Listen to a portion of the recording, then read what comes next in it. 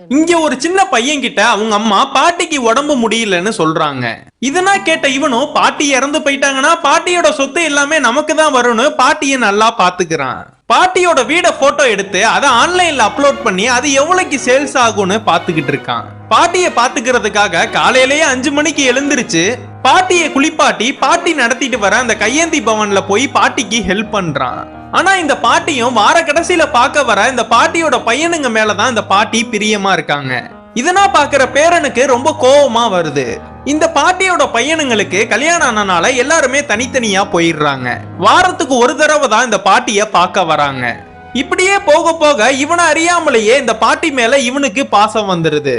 இந்த பாட்டியும் சாக போற கொஞ்ச நாளைக்கு முன்னாடி அவங்க சொத்து எல்லாத்தையுமே கொஞ்சம் கொஞ்சமா ஆளுக்கு பாதி பாதின்னு அவங்க பையனுங்களுக்கு மட்டும் பிரிச்சு தந்துடுறாங்க. இதனா பாக்குற பேரனுக்கு நமக்கு எதுவும் தரலையேன்னு ரொம்ப கோவப்படுறான். திடீர்னு இந்த பாட்டியும் இறந்து போயிடுறாங்க. அப்ப இவனுக்கு ஒரு போன் வருது.